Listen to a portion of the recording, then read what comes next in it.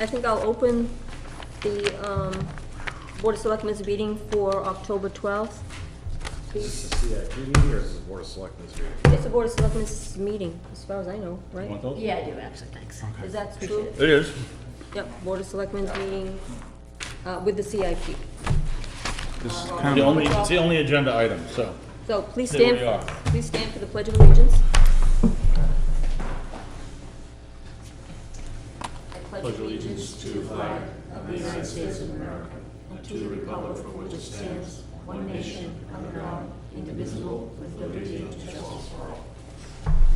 Thank you, guys. The only agenda item tonight is the meeting with the CIP, so I guess we'll get right into it. Do you want to do an introduction? You asked to speak with the Fire and Rescue Department and the Highway Department. They'll both be here. Johnny will be here in about half an hour. To just go through, ask questions, discuss the various plans and priorities, and see where you want to go after that.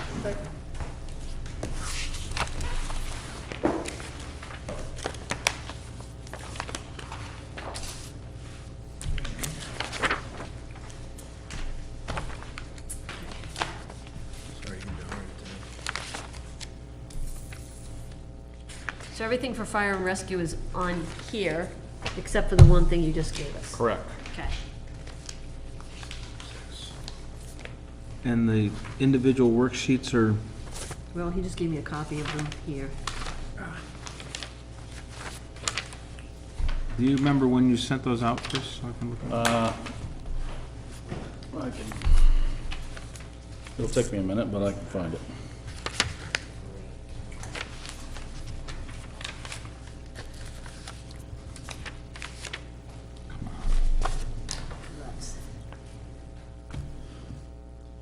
I have the presentation.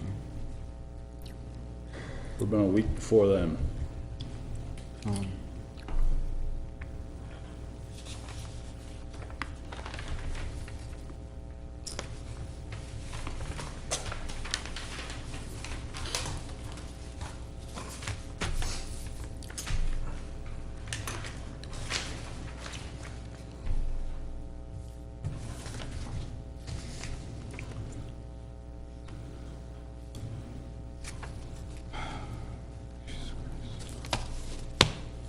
Everyone ready for Jay to start? Chief Ilchuk? Sure. I got them, Chris. Yeah, it Are you ready? was on, August 21st. Is that the first? Yeah. Okay.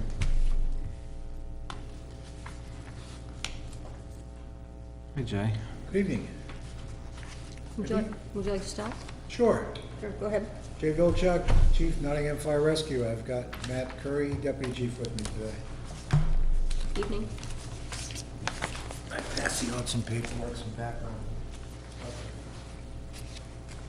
So, official.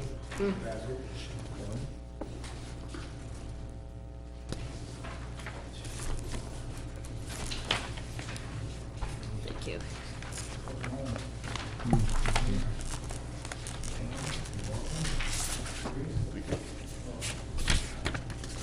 Where shall I start? I'm gonna go off the sheets, the CIP worksheets. Yep. I will start with 2016, priority number 1, and this should be dated 5 October. Do you have a 5 October version in front of you? No. August 15th. They got the new For this edition, but they didn't get the reconfigured priority Okay, copies. Nothing else changed other than those priorities, right? okay. We can correct them as you go along. Correct. Priority number 1 of 3, description is the purchase of new 80 to 115-foot aerial apparatus. That's the one that starts there. 103. Yep, this would be. Okay. Is that going there? Why? Okay. Go there. Yeah, but why do we have, 1 of 3. 1 of 3 again? Oh, because that's 2017. Oh, got it, okay, So we got okay. 216. Yeah, okay, got it. Go ahead, Jay. Sorry. Sorry. Not a problem. Priority 1 of 3 was 2016 was to purchase a new 80 to 115 aerial apparatus known as a quint that goes in the description there. Has everyone had a chance to read the description, or would you like me to read it to you? Is the Quint a brand name or? Negative. No, a quint is a type of vehicle that stands for 5, okay? It's a combination of a pumper, an engine, and a ladder truck. It's derived from Latin, meaning 5. It refers to 5 functions: pump, water tank, fire hose, aerial device, and ground ladders. Okay? That's where the name quint. I want to keep it clear, because if you say a ladder truck, typically a ladder truck doesn't, a city ladder truck, doesn't carry water, doesn't have a pump. All it is an aerial device because of the hydrant systems. We're talking about a quint, which is something that's used more in an urban type situation. It has all the capabilities of an engine or a pumper with an aerial device attached. So that's where the 5 comes from. Does it contain the same amount of water that, Negative. The ones we're looking at would have a minimum of 500 gallons, depending on the configuration of the chassis. Could be as much as 600. okay, Reach is, okay, I'll go into, and compare that with, our current pumpers carry 1,000, our tanker carries 2,500. It's, I don't say impossible, they don't really make 1,000 gallon quint just because of weight considerations, okay? We're talking 8 pounds a gallon plus all the aerial device. They'd make it if you want to buy one, but it'd probably be ungodly size and axle sizes. We're looking at getting the maximum amount of water and the maximum amount of reach, and balancing that would cost somewhere in there. So we'd have a minimum of 500 to 600 gallons of water, okay, it would carry, all right? what is 500 or 600 gallons of water capable of handling? Room and contents fire like 1,000 gallons, okay? One of the first primary responsibilities of any structure fire is to establish a stable and reliable water source, whether that's from a static supply like a lake or a pond or river, or a cistern. We carry 1,000. 1,000 will take care of a room and contents fire. You're gonna need more water than that. Give you an example here, the water, what you carry there is a car fire, a room and contents fire, dumpster fire. You're not carrying a whole lot of water. You're relying on your second due. Our second due piece is usually our tanker, which brings 2,500 gallons. Along with that, we have, okay, I'm gonna tell you our strategy. Automatic mutual aid for any calls that have smoke in the building, structure fire, or smoke of unknown origin. We're already calling the first alarm, which is bringing tankers and engines from neighboring departments, mutual aid. I'll put it in perspective. All of our engines and tanker carry 1,000 feet of large diameter hose. That's 4-inch diameter hose for moving water. It takes nearly a gallon a foot. It's 3/4 to a gallon a foot to charge that. So if we were to pull up and try to charge that line, we would have no water coming out the end. If we deployed the entire 1,000 feet, which does happen, that entire charge from the tank would fill the line, okay? So this would have a pump on it as well then? Correct. It'd be capable of drafting, it would be self-sufficient. An aerial ladder device, again, if you say a ladder, and that's why I want to be clear in calling it a quint, does not have a pump. It relies on a secondary engine to be able to supply it the water, whether it's up the waterway to the tip or whatever. It does not carry any water, it does not have a pump. It relies on a secondary pumper to provide it that capability. And how much hose would you carry on it? I would aim on outfitting this the same as an engine, which would be 1,000 feet of LDH, okay? 4-inch that is, we carry 4-inch in our town. 400 feet of 2.5-inch with 200 feet pre-connected. 2 pre-connected attack lines, 1.75 of 200 feet each, and 1 trash line with 100 feet each. And that's the standard complement on all our apparatus. Everything's configured the same. So one of the lines here in the description says, only limitation is geographic areas where access would be impossible due to extreme grade, height limitations due to tree cover, and/or road width restrictions. So, Bring that paper with me. All right. I know what the question is. I mean, it sounds to me like a lot of the dirt roads in town would fall in that Not category. a lot of the dirt roads, but certainly there are some camp roads that would present a challenge even with the apparatus we have now, okay? And, it's obvious which ones they are, okay?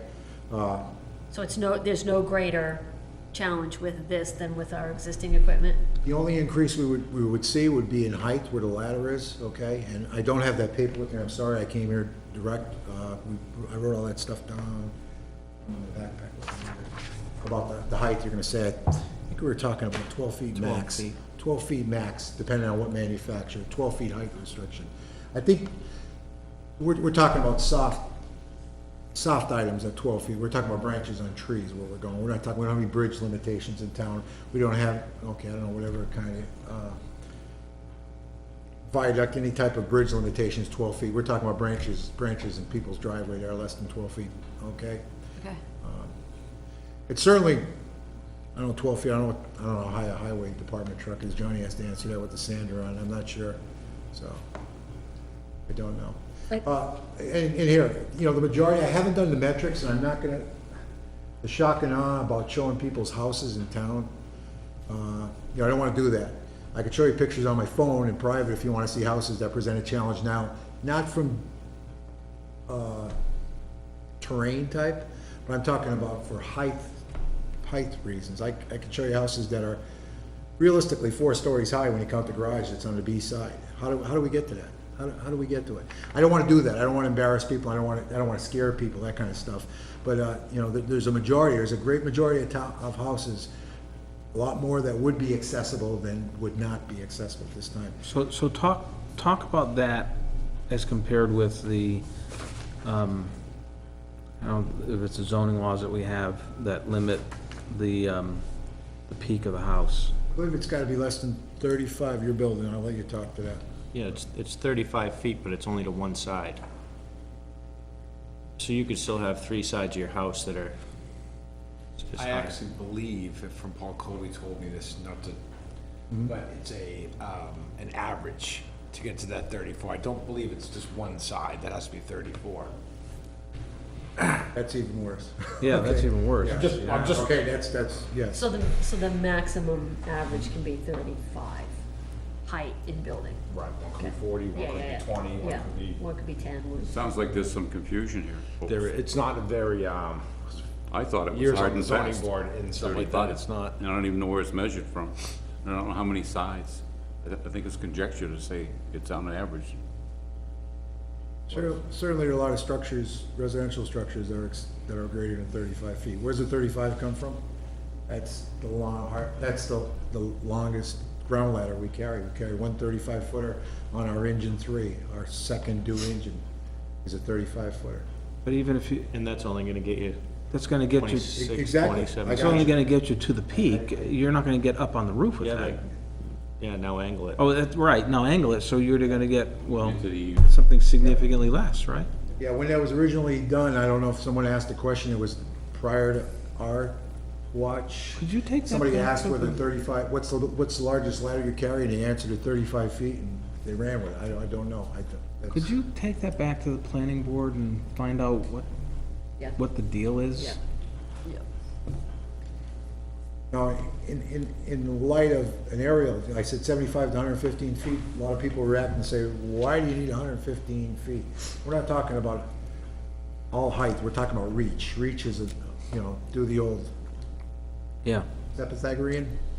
Pythagorean theorem. Yeah, do that. and Well, if you got a right angle, We'll figure it on a right angle, the structure, and you figure what you got for, depends on who built it. okay. I think, you know, it would be helpful, Jay, and this is gonna have a long conversation at town meeting.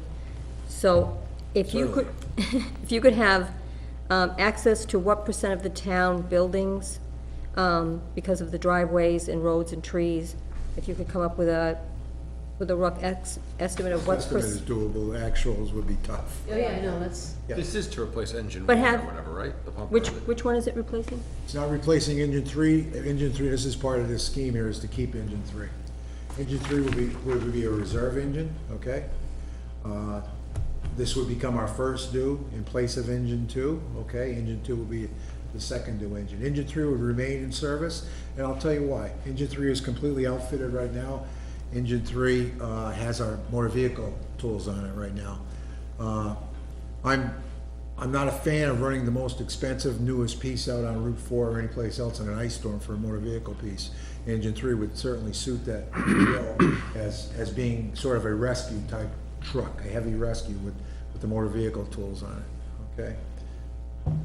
A lot of departments run their ladder truck as their motor vehicle piece, and I don't agree with that. That's like Engine 2. We go back when we bought Engine 2 in 2009, we didn't put that in service as a motor vehicle piece. That's not a piece that we use the older engine, okay? The other thing did you have something? No, go ahead. I think it would be helpful if you had an idea of percentage of the need for this, you know, in the town buildings, what percentage of the town buildings this would be utilized for. The other thing would be the ability to drive this. Would there be separate certifications for that, or is it a CDL? I could answer that right now. There aren't any separate certifications beyond what we have now. CDLB with a tank and brake endorsement, and that is, you know, that's a local requirement. There must be some training that would have to go to drive that. There is factory training that goes with it, and it wouldn't be any different than the training that would go to driving a tanker. Okay. Actually, the most risky piece of apparatus we have now is the tanker. Okay, because of its weight and its configuration. Tankers typically are involved in accidents more than anything else because they're high center of gravity. Okay, there would be certification, or every one of the dealers, manufacturers provide you factory certification to give you 2-3 days on site. They did the same thing with Engine 2. They did a 1 day with Engine 2. Familiarity training, show you how to pump all the bells and whistles. With the ladder, it would be more like 2-3 days, okay? Would that be the entire department would be there for that training, so that all the volunteers and the full-times would be trained in how to use this? I imagine it's complicated. I imagine when it sets up, it has to put out. It does. It So depends. this is, yeah. And I understand from your description, it has to be there before anybody else gets there. Once the hoses are out, That's the strategy, correct? so there would It is be open- training. It is open to all members. It's just like the engine training is. Now, can I say everybody's gonna be there? Probably not, okay? It's just a fact of life. But there is recurrent training, you know, within the department with it. Obviously, it's not gonna be operated by everybody who comes in off the street, okay? We did that when we first got the tanker was restricted. It's usually, before you operate a piece of gear, usually, especially a new or a complicated piece, you need to get checked out through the officers, and finally the chief is the one who approves whether or not you could operate that. Okay, so there will be some control over who's Correct, using it. correct, and the chief is the one that usually handles that responsibility. I wanna go back to your action items, Mary. One is, Access to what % of the town buildings access, okay. because of the driveways and roads and trees? And I'm thinking, wires in the driveways, sometimes they can be pretty low. You don't mean town buildings, you mean structures in town, right? Yeah, thank you. And again, these Structures are- in town, thank you. These are estimates, because I don't. I know that. I'm not gonna pull in everybody's driveway, and we've been doing that. We've been doing Yeah. that. We've been doing that anyway, you If know. anybody knows, it would be you guys. Right, and we've been, been doing that, as we've been driving through town, looking at, say, okay, bang, bang, bang. You're not bang, gonna bang. get it up my driveway. Perhaps. Right. I And the other thing was, don't actually think you can get engine 2 up there? 2 up there, yeah. Well, that'd be a nice. You think so? ride. Don't tell your insurance company, You don't. guys wanna try it? Engine 2, fine. No? Yeah. Were And we you need- afraid of the bumper dragging, or what, in the You bottom? make dinner. I got dinner, I got a porch, I got ale. No. not when they're working. No. So Yeah, that's really the same question, it's which ones are accessible and which ones aren't, so it'd be 100% minus one of those numbers, right? Yeah, exactly. yeah, and what is extreme grade? Okay, You it know- depends on it depends on the manufacturer, it depends on which one it is, because they all have angle of departure and angle of approach, I think they call it. You know, if you look at the drawings for them, what's the maximum angle that they can encounter? And the other thing that I asked for, Jay, was the need for what % of the town structures? You know, what percentage do you think in town really requires a ladder? I So think, what okay, I'm percent's gonna gonna stop benefit right and what there. percent isn't gonna, isn't No, to no, benefit? no, I can answer that one right now, because I think it's here. Okay.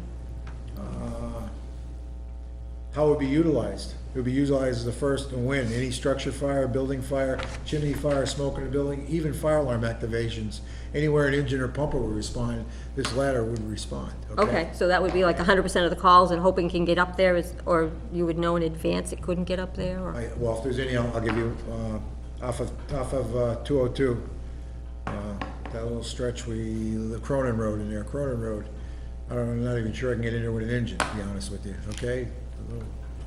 So I don't think I'd run a ladder in the Cronin Road Okay, right now. so you, right off the bat, you would know, and a lot of the people that work for you would I got a hard know. time not taking the mirrors off my ambulance going in Cronin Road, okay? I think the interesting question here is the delta, right? Because there's a certain Yeah. houses that can be serviced by the equipment that we have today, then there's the incremental that could be serviced more effectively by this new Quint piece, and then there's the percentage that won't be able to. Yeah, and Right, so that's it's kind of what's what I'd like to What's the see. gain, Yeah. what's the gain How it's about gonna get? safety, and this is right here, the safety of the firefighters and also the people, besides the people in town that we're providing the service to, it's the safety of the firefighters. Yeah. You know, chimney fires, how many do we have a year? I don't have those metrics with me, I'll have, okay, for the last X What amount we're of trying to years. do is prepare for town meeting. Exactly, So- and that's, If you have this information, Yep. you don't just say, well, we think, but if you have some stats, it's gonna be helpful. oh yeah, and I plan on, we'll probably put on a PowerPoint presentation like we did for Engine 2, we'll probably do it during the budget, also, the budget cycle, and, okay? I asked for the metrics have been compiled. Okay. It's mine, I don't have them in front of me right now. Okay. But I asked for as long as I've been chief, the last 8, 9 years, what's the number of these calls, I'm only gonna answer to those, okay? What percentage of those calls will we have utilized the ladder for? I'll answer for those. How do you gain that knowledge? Firehouse, there's a software program that we use that by state law, we're required to report all our incidents. And that database is maintained, that's one of the cloud things we do. That database is maintained, Xerox Corporation it is who we deal with. And all the calls that we've had since we've gotten into the, Do those metrics include the number of times you had to go on a roof? there's not a block, there's not a block for that, okay? So of those structure fires, you can't determine from that which ones would have been used by the Quint. You can't determine which ones put the firefighters in danger by having to climb onto the roof. Any chimney fire, I could say that number right now. Is that in there? Any chimney fire, I would say, okay? That's one of the boxes, if you will, one of the Negative, it's not a box, I'm saying we ladder the roof and, okay? Yeah, but to get to her point, Yeah. how do you determine the metrics of how many chimney fires you have if there's no database for it? That, there is, I can answer how many is, chimney fires, but how many chimney fires I would've used a ladder truck for, or attempted to use a ladder truck for every chimney fire. Certainly not 100%. Pretty close. Doesn't it depend on how close you can get the ladder truck to where the chimney is? That's where reach comes in also. But also to make access to the main part of the roof, Yeah, would be beneficial, instead of laddering it with a 24 or 35-foot ladder and a roof ladder that is 14 feet that we can't really utilize, you okay? got 115 feet, you can get a lot of places. True, and true. Can I ask this question, before it leaves my brain? We talked about the 35-foot Yep. thing. Well, maybe if you got a 115-foot ladder, it doesn't matter. I'm just wondering, Okay. are you gonna be able to use the Quint in as many places as Okay. you feel will be needed to, you know what I mean? Are we gonna get the utilization off the latter part of this vehicle? And I understand if it saves one life, then it's likely worth it. But Okay. I'm asking the other part of that question. In addition to the aerial feature of Quint, when you purchase one to ISO, Vice, NFPA standards, there's a Delta Enterprise, it carries 115 feet of ground ladders also, which is more than any piece of apparatus does. It carries something like 235s, a 24, at least, I think, a 28, a 24, there's different configurations, and I don't wanna get quoted on, okay, there's 115 feet of ground ladders that are also provided, which is more than we bring now. In addition to two roof ladders and another attic ladder, it comes out to 115 feet of Okay. ground ladders, okay? I have a question. Jay, would there be space in the station Absolutely. for this piece of Yes, equipment ma'am. without Yes, ma'am. chucking anybody outside? Chucking anybody outside, any piece of apparatus of ours? Right. Negative. Not a piece of apparatus of ours, no. Okay, so we're, Yes. that'll Right probably, now, yeah, would that we- max us out? That would fill us up, correct. Okay. Okay? Right now, we have one bay that's being used by the state via, Mr. Kennard keeps his van there, and when. Oh, that's right, Okay, yeah. but Yeah. when he put that in there, there was the communication and agreement that in 2016, that may have to go, and there's even talk that it's gonna go before then, because the state's gonna get rid of it. And there is no formal binding agreement to keep that state vehicle. There's a van in there that he uses for EMS testing. It's part of, okay. Have we been collecting rent? No, ma'am. Darn.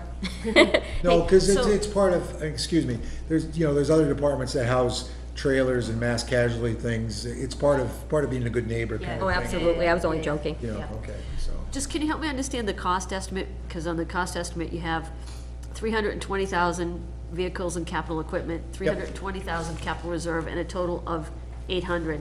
So 320 is 640. Yep, and that's not showing it right, that's why this one's changed. The one that I have 5 October shows 320 out of capital reserve and 480, okay? Would that be floating a bond? That would be lease purchase bond, yes. It would probably be a bond. Yes, probably a bond. So what we're saying, what I'm gonna tell you, Jay, you probably already know, is that it's, I think, 60% on a bond? And by secret ballot. Okay, So yep, you're really gonna have to have your understand, good presentation, Yep. ducks in a row, justification, okay. okay?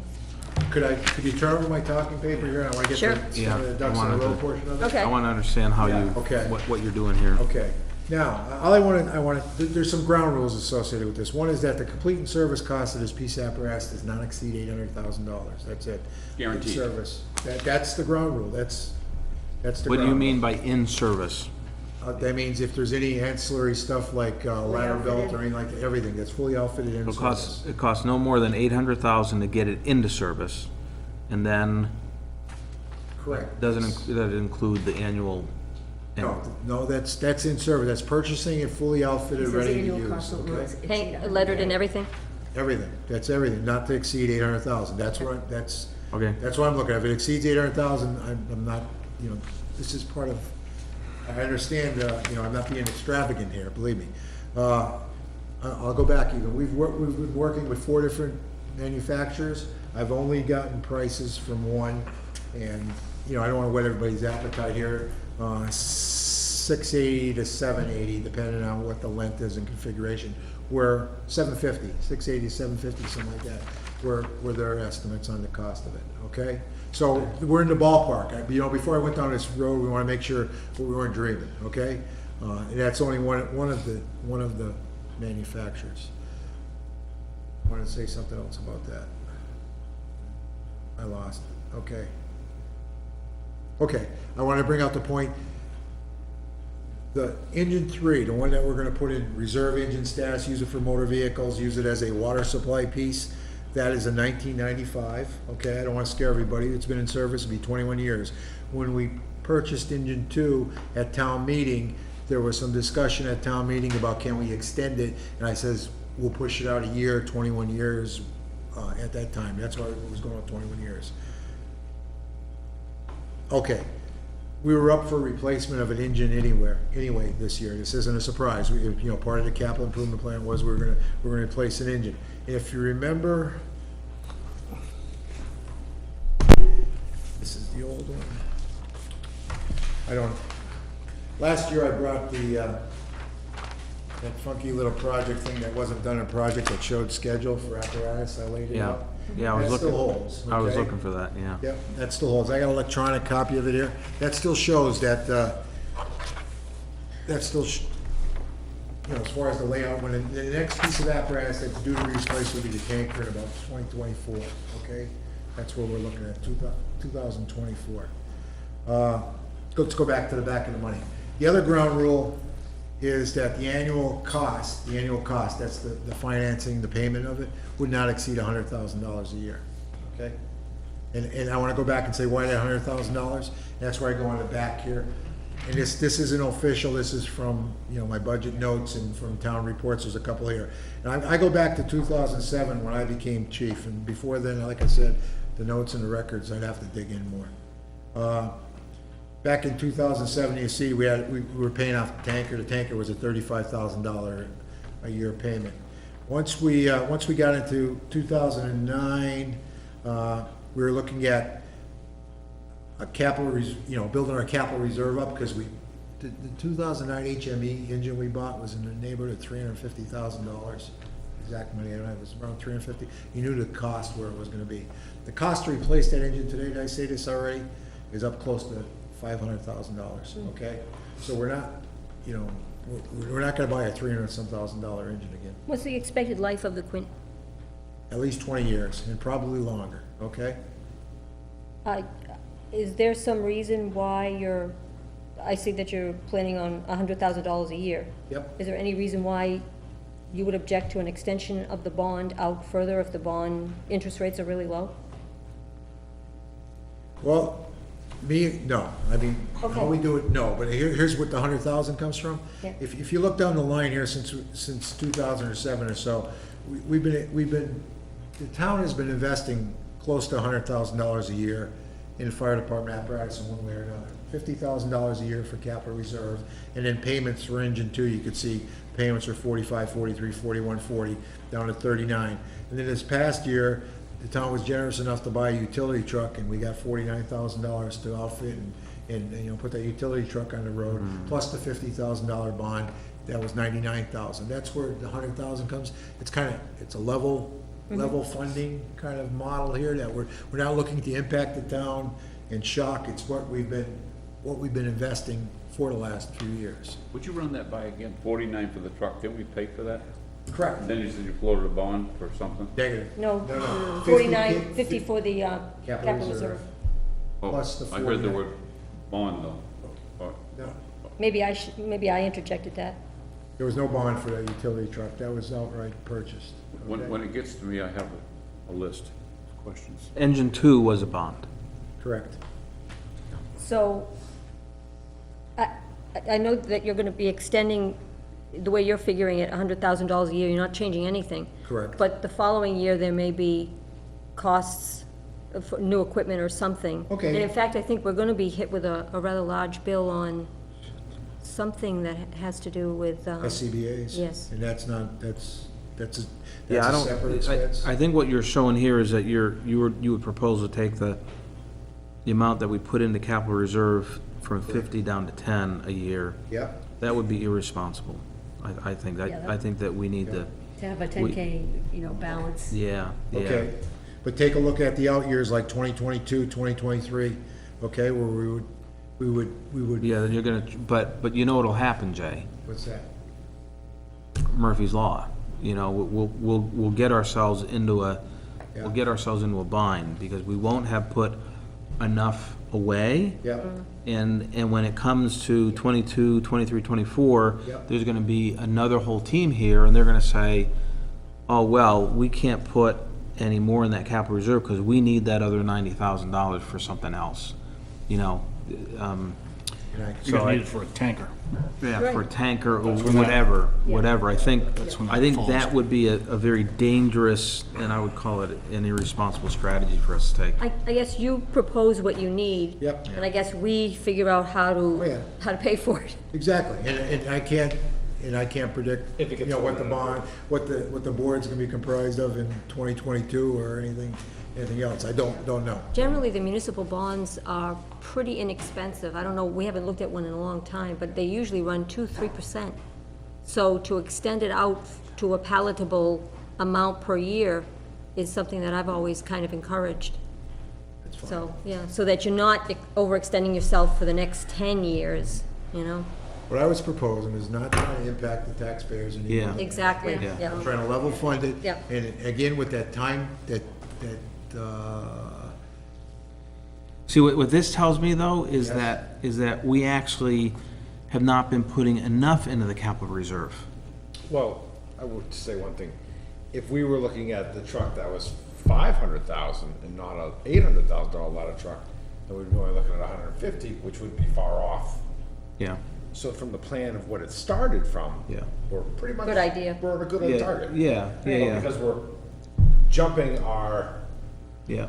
$300,000. Yeah, There's a little bit of a, Yeah, no, that's a correct way to look at it. so it's, and then when you go, like, you're just gonna say that 10,000, and something comes up, now we're putting such a little away, Yeah, yeah. we're gonna then get you bit. really see Yeah. a tax increase or a problem for Right. future. The What we price of could- trucks isn't gonna go down in the future. What we either. could ask Chris to do is to kind of project I think over a period of years what the bond payment would be. regardless of what we do, the cap the reserve has to balance. go up. Yeah, Give us some- give you us have some that in selection. here based on a, I think it's a 7 on the quint, 7 years on the quint. Where do you see it? Reserve fund and capital expenditures page. What you have is a 6-year on the ladder at 4%. 4 may be a little hopeful, right? By the time we get around to next April, 4% may be, we may be beyond that. It'll be a pipe, well, yeah, depending on what the Fed does, right? Yep. Most of our current bond load is in the 4s, you know, from 5 and 10 years ago. So anyway, that's what you have modeled there is a 6-year bond. One of the limiting factors on that bond length was the next purchase. It was that, you know, try to model it at $100,000 roughly annual hit and be done with it in time to replace the tanker. Because you don't want to be So you wanna carrying, do you that want in to be 6 carrying years? 2 bonds, you know, if you can avoid it, you want to be done paying for the quint Right. before you get into the ladder, so. Yeah. How come you don't, on this sheet, which is kind of the proposed, how come you don't break it out? Why are you showing all of the 800 in 2016 instead of breaking it out across the years? Because I did the breakout on the following page, on the reserve funds and, or maybe, I don't know if it's following, but the page titled Reserve Fund and Capital Expenditures.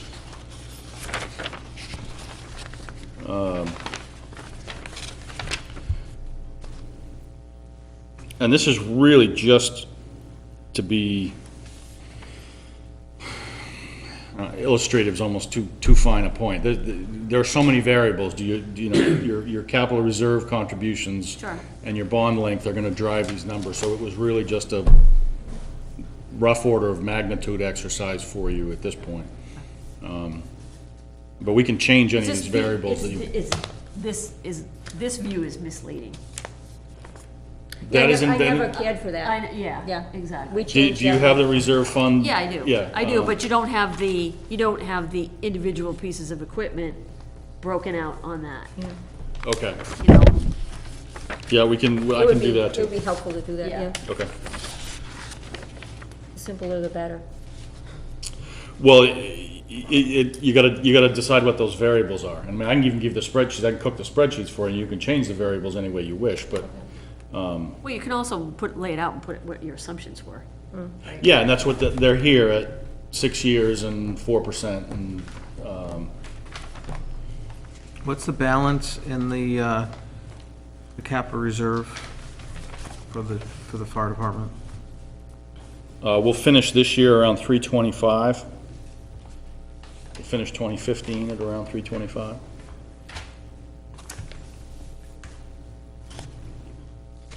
Looked like a lot of money at the time. robust capital reserve isn't something we're used to either. We just started it, take a look back in 2009, so I'm glad we did. All right. So let me ask the devil's advocate question. If you don't get the truck, what happens? Come back the following year. Okay, but what's the, plan? See what the objections were. Read it.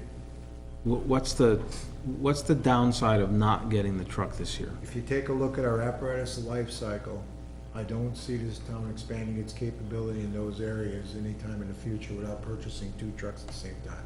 If you look at the life cycle of the truck, now's the time to do it. If we don't do it in 2016, we run the risk with the air packs coming up, in the 18-19 timeframe, there's a hiccup there. We look at the 2024, we're gonna start overlapping, we're gonna start pushing things down that we're not gonna be able to expand. If we buy another engine now, we're not gonna have that opportunity in the predictable future where we're gonna have to expand that capability. Because the next piece up is, like I said, is a tanker that's gonna need to be replaced. So we're gonna buy a tanker and a quint at the same time, or we're gonna have overlapping. So what if we didn't buy a truck and we just waited until the tanker came up? We got an engine 3 that would be running, yep, 1995. Okay, But you're talking about holding on to it anyways. correct, but it wouldn't be a first or a second to a reserve engine, it'd be a motor vehicle piece. Its structural use would be very, very limited, okay? 21 years, So engine 2 is the newest, right? correct, 2009, put in service in And 10. engine 3 is the oldest. It is, And where's engine 1? we don't have one. You don't have a 1. Nope. This would become 1, number Maybe. 1 or whatever. Okay. The number doesn't, Right, oh, so the number doesn't mean anything, okay. Here's the reason why we start going that way, because we would always have an engine 1, a tank 1, we're not gonna expand a ladder 1. It gets confusing for radio traffic, so Yeah. we said, okay, why don't we start using different numbers? That Numbers. way, if you just hear the last number, So it's more the tanker, so you got the tanker, you got engine 3, and you got engine 2 today. correct. And engine 3 is 21 years old. 20 this year, yeah. Okay, and if you weren't going after adding a ladder, if you were just going after replacing a truck, Right. you'd be replacing tanker 3. Or I'm sorry, engine 3, correct. engine 3. Yep. Okay. And then the tanker, not for another 10 years, 24, so for another 9 years. 9 years. Yep. Okay. So right now, in the vicinity, Rochester has a ladder or truck or 2. Rochester has a ladder and aerial device. And Durham has an aerial device. Exeter, Exeter has an aerial device. Raymond, Raymond has a tower, yes, they do, You have a Barrington? tower? yeah. What's that? Tower's more expensive. Here's the strategy with that. If, a tower, it's a level platform. It looks more like a cherry picker, Oh, large cherry okay. picker. Very Where nice. the firefighters would work off that platform. Okay, They're considerably more expensive. They're a lot safer for putting out a fire. but it's part of a truck. Correct. For rescue, a ladder has more capabilities for the rescue aspect. You can position it, in windows and things Yeah. like that, easier than a tower. Barrington does not. Barrington does not. So, Northwood? what, Northwood? dear? Does Epping have one too? Chester has one. Epping does not have one. Nope. So we would, Epping wishes they had one. The Epping tried to contract with Raymond, and they were unsuccessful. So if I know we where get a she's ladder going. truck, we would be the only town in this vicinity, close vicinity, that would have a ladder truck. Chester. Barrington, Epping, Correct. Lee, Okay. we'd be right in the middle. Pittsfield has a ladder truck. Okay. Northwood? Northwood does not have a ladder truck. So we'd be- Northwood, Lee, and Epping do not, but you said Barrington does. No, Barrington. Barrington does not. Nobody this side, Does not. couple towns that side. Okay. We really don't have the capability to use one in town, because like I said, the ladder truck's gotta get there early, preferably first, because the scene is locked down by the time any of the mutual aid departments would arrive. So that bears the question, on mutual aid, would our ladder truck be under tremendous demand? I don't know, tremendous. Would it be requested? Perhaps, I don't know. I don't know. Matt, you're shaking your head. If you have No more a, than any other truck. I mean, like you said, once the scene's established, that you can't can't get a bring it ladder in. truck in. Yeah. So Do you- they don't call them. Do you have a call on Raymond's side of Nottingham? Do you have a call for their ladder Negative. truck? The only time I've ever seen Raymond's truck used was at a fire in Epping, 4th of July in 2014, and there were 4 other aerial devices. And because they arrived after the scene was locked down, they were parked in a line off to the side. They were not being utilized. No kidding. Okay? So once the scene's been established, so that once, Once you drop that LDH, you start laying your hose in, you're not gonna get a ladder truck. Either you're gonna have an ideal situation where you have that place already, selected for it, or it's gotta get there first, the front of the building, okay? And that's, and somebody I've heard says, okay, we always got Durham, they're right down the road. That's, Durham is not close to everywhere in town. Do the people in Durham know that Nottingham's counting on them for every, you know what I mean? What if Durham has another call, that sort of stuff. That's would not the way it would works. these towns wait to establish the, to establish a scene for our ladder truck to get there? You can't. You can't. Because you gotta go. You just gotta go. Does Raymond beat us to structure fires on that side of town? Oh, zone 6 for sure. Okay, so when you run an automatic first alarm Yep. on those things you listed, everything from what, Mountain Road, All the way to the square. they beat us to No, everything? that's zone 6. Where would they beat us? I don't know. It depends on time of day. Bardary, maybe just Mountain Road. It depends on time of day. Okay? But certainly, Raymond's been on automatic for zone 6 as long as I lived in the town. Okay? And I'm 30-some years. Okay? They've been automatic before automatics were even in vogue because So would of the that, distance. would Okay? that change? That wouldn't change if we had this. plan. Automatics? No, we would not change anything with Raymond. No, none of our run cards would change in that respect as far as, our automatics. Automatics are different, Yeah. are a newer strategy that the ISO, the insurance companies are embracing because they recognize that the number of firefighters available, there aren't that many firefighters. Yeah. The majority of departments in the United States are call, volunteer, that sort of stuff. It still has, okay? So they're recognizing that you lost X amount of percent of this resource, so that's why you're starting. So, Nottingham is kind of unique. I'll give you Nottingham right now. We're 49 square miles, which is tough to get to. Yeah. We got 6 zones in town here. There are certainly, Lee would make, is that zone 3 over there? Lee would beat us to zone 3. They have, okay?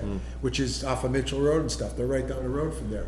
Northwood will beat us to, Cooper Hill and stuff like that. They're right down the hill from Yeah, there. yeah. It's just the way we are. so zone 6, I'm assuming it's where I am, where you are. Absolutely. Down there. From the square, basically, all the way over to the park. So is that zone already benefiting from the truck that Raymond has? Because, Negative. Raymond's truck doesn't roll for everything, okay? okay, I'm just telling Raymond's truck, like I said, I've been chief for 7 years on a department, 30-some years. I've seen Raymond's aerial at one incident. So, That was a Walmart buy. Remember, they don't roll that truck all the time, okay? For whatever reason, the chiefs, that's their protocol, that's their operating procedure. They don't roll that truck. so your call would be that the ladder or the quint, Yep, your call would be that the quint would be first to go. correct. not down there, because you still have the automatic, where Raymond's still gonna show up first with another truck, and then you're not gonna be able to Well- get the quint in, because the scene's already been established. Still the first due. Still the first due. He was saying earlier, it's gonna be the first one, It's our first due. it's their first. It's our first, but the Correct. automatic is still in play, isn't it? Correct. You just said the automatic's not gonna change, so a Raymond truck, a zone six, I know, a I Raymond know, truck's but- gonna Yeah, but But that's anything one doing truck. that's one- You got it. That's one truck. Yeah. And if they lay hoses, it can be moved, it's a whole system. Okay. There's no hoses with water in them, Yeah, well, None of that's- but no other vehicle is gonna get in once hose is laid, right? Once it's charged and in place, correct. Right, so it's not it has nothing to do with the fact that it would be a quint versus another truck. Correct. Right? It's just once the scene's been established. Correct. So that doesn't change your protocol on what you wanna roll first, but what you're saying is Raymond does not roll their, you call it a platform truck? Tower. Tower. They don't run their tower first, they run a different engine first. They run engines, correct. Okay? And then for whatever their strategy is. So if you run the quint, down into zone 6, it's unlikely, if Raymond's already there and established a scene, it's unlikely that the value of the ladder that's on the Quint would come into play. Not true. Okay, so help us understand that. Because I'm talking about a current situation where you have a ladder coming from Exeter, Durham, or Rochester. Yeah. That's significantly a lot of travel time, Yeah. more than the other engines. The scene would have been tied up by engines and tankers. Yeah. That have already arrived ahead of it. Okay, Where Raymond, we're talking about one piece of apparatus that's in a way, and like you said, they would have laid in if that's what they needed to do, but it would have been an uncharged line, because who's at the other end to give them water? There's nobody there yet, okay? So one last question for me. well, We're just wait a minute, before we go out, you said the line wouldn't be charged, why? You need another truck there to charge a line? Or you need The another other- team? No, to be able to charge that large diameter hose, which is Yeah. the way we transfer water. Okay, Remember, it takes almost a gallon a foot to charge it? yeah, The truck that's at the front door isn't gonna charge, they usually lay in. they lay in The next the piece hose, that comes and they're in, waiting for, ties in to supply the water. That's why, when our strategy, and most strategies, the tanker is the second Yeah. piece that arrives, and it ties into that Okay. hose that's dropped at the end of the driveway. Okay? so why wouldn't then your strategy for zone 6 be to run the tanker as your first? Doesn't carry ladders. Well, I know, but nobody's Any charged the ladders, hose. Any ladders, it's not an engine, it's not, you know. But if Raymond's there and they got Yeah, but they're hoses. not necessarily gonna beat you. Yeah, exactly. Like, Okay, it's still our problem. yeah, okay. I don't know I'm just trying to catch up, that's all. I don't understand any of this, I'm just trying to follow the logic. I'm sorry for interrupting, but I didn't wanna get off of that In point. last fire, we had four trucks lined up in front of it. You could fit 4 trucks in front of the house. Yeah, It's not that one truck can fit in front of the house, yeah. but as far out as Durham, if Durham's coming to us, when are they coming to us? Third alarm? Second alarm, So there's already 5, 6 other trucks there, plenty, maybe up to 8. so. But it is possible, just rolling back to where Mary was on, it is possible that Epping, Northwood, Lee, or Barrington, No, Barrington doesn't have anything. let me finish, Rochester, let me so- finish. I'm sorry, dear. That one of these towns would specifically ask for the ladder to be rolled, Perhaps. right? And it is possible that even when the scene, when there's other trucks on the scene, that the ladder could be put into use.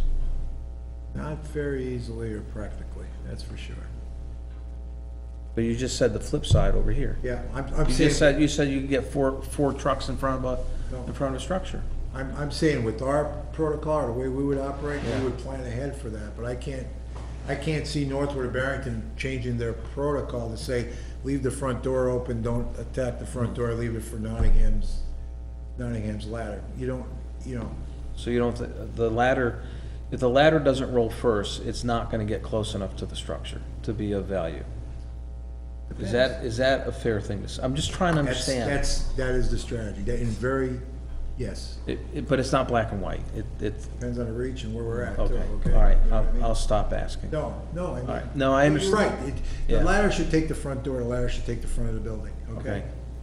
And it should be supplied by a tanker, okay, backed up by. Yeah. Okay? All right. You're right about, zone 6, Raymond's gonna come. And that's addressable if that causes concern to anybody, where Raymond, on the automatic, is you don't take the front of the building, okay? It depends, someplace we don't even have access to the front of the building too, it's, don't even, Yeah. there's so many variables here, it's such a fluid situation that. You don't really know. You're not gonna define it. Okay. I think John and Jean both have been waiting to ask questions. Yeah, I'm just gonna ask one, and then I'll let Gene, please, just, so. You wouldn't be happy with just a brand new truck, you want the ladder truck. That's what you're asking, like, a tour. When the budget here was set up, the 50,000 a year to get this go, under the purchase that we're gonna buy a $500,000 truck, roughly, based on a new engine, right? We're going for the ladder truck. Would you, you're not gonna settle for anything but a ladder truck, that's what you're going for. Okay. You went, if the town said, no, but it would be good if you just got a new engine, you get the question I'm basically asking? Yep.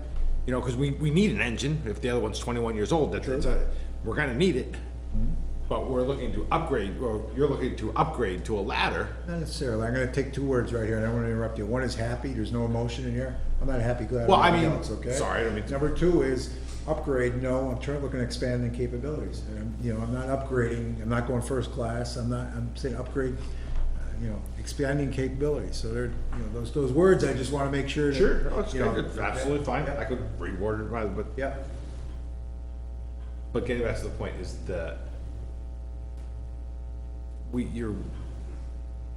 the ladder truck is the way that the fire department would like to see the money spent for the quint or whatever, correct? The extra money spent for that, instead of using it just for the 500K for a regular, new engine. the Quint would expand our capabilities, increase the safety of both our people and also the town, okay? That's what I'm recommending. I'm not recommending it because, I want a bright shiny fire truck, or any fire truck is, it has to do with capabilities and it has to do with timing, really. That's what I'm looking at, is the timing. I'm looking at something that's gonna be here 20 years, a lot longer than I'm gonna be, right up front, okay? I'm looking at that avenue. There you go, Gene. Okay, thank you. No problem, man. Where is there one being used right now if I wanted to go look at one? Chester would probably be one of the closest, for a town of this size. Is that a full-time department over there or on call? I believe they may, I'm not gonna answer, I don't know. Are they all similar in measurements? Brand by brand by brand? Negative, it depends on what the no, they're similar, I'll give you that. 12-foot high was like an average, they were like 11.4 to 12 feet. The width were very, very similar. It depends on whether you go with a single or dual axle. We looked at single axle as, the weight capability. The dual axle actually gives you a tighter turning radius and a little better maneuver. Sorry? The Dual axle, gives you because it tighter- brings, yes, because it brings the axle, the spacing between the wheels closer. It actually turns tighter. There's some benefit to the dual axle also in terms of, components. It uses a standard front tire size, where the single axle has to go to that beefier, you see on cement trucks kind of thing, size tire, Yep. because they have to make up for the Lot of money. axle. Makes it carry the weight. Yeah. So the parking is not an issue. Number of homes protected, that's gonna be ongoing. Mutual aid was discussed. The one thing that disturbed me, and I wanna make sure I understand this, Raymond has had one for X number of years, how long? Since Walmart bought their first one. And they've only used it once that you know of. I've only been on one call, on one fire that they've seen them. Would, You have to ask Chief Pratt about I what their understand, but operations with are. your judgment, it's been used around one time, so it might have been used 5 times. So, the used means if it rolled. Correct. Used doesn't mean they actually used it to fight the fire, or to rescue somebody, or to put out a chimney fire. So, my point is, we're talking $1 million in round numbers, it may come down to 750, may come down, Yep. plus a yearly of an additional $100,000 to roll it possibly Yearly of. once in 6 years. That's disturbing. And again, that's whatever his protocol is for, I don't know if it's because of the group of people that are operating is controlled, or I have no idea why they don't use it. How do the men and women feel about being up on a 115-foot ladder, extended on the Well, I'll 115-foot ladder? tell you Because right- some people have problems with vertigo and fear of heights. Acrophobia. As far as the career, and some of our call people, they've taken the acrophobia test, which is 100-foot. You have to climb up on a 100-foot ladder to be a full-time firefighter in the state of New Hampshire. Some of our call people have done it. How do they feel about being, I mean, it's a working environment. You're not just gonna climb the ladder and Absolutely. look around. So, I mean, it's dangerous. I agree with you. I would offer that, if somebody can't climb a 100-foot ladder, they have a hard time, the same people have a problem on a 35-foot ladder, okay? People that are afraid of heights are afraid of heights, and they're probably in the wrong, okay? How does the town's pricing on insurance be affected by having a vehicle such as that with the potential of, in my mind, more risk to the people? because it's more sophisticated piece of equipment. And is it higher risk? Does the insurance rate stay the same? It's certainly gonna be an additional insurance because we're not covering the same amount of vehicles. So we have another vehicle. Yep. Does that impact the overall rate, or is it just gonna be a certain amount, which I don't see accounted for here in the $100,000 a year? We could check into that, Gina. I'm pretty sure it wouldn't. We have a bigger asset base, so it would go up a little bit, but the liability is not. I don't know what it driven. is. No, I can tell you it's driven more by the number of police officers than it is much of anything in our liability context. 35-foot building code, we want to get clarification on that? Yeah. The other thing is our driveways, the normal width of a driveway is 10 feet? I don't know what my driveway is. I'm guessing it's around 10 feet. Hope it's wider than 10 feet. Huh? It's wider than 10 feet. 12 to 15. Yeah. Not 15 for sure. Okay. I don't know if there's code on that to what your driveway has to be.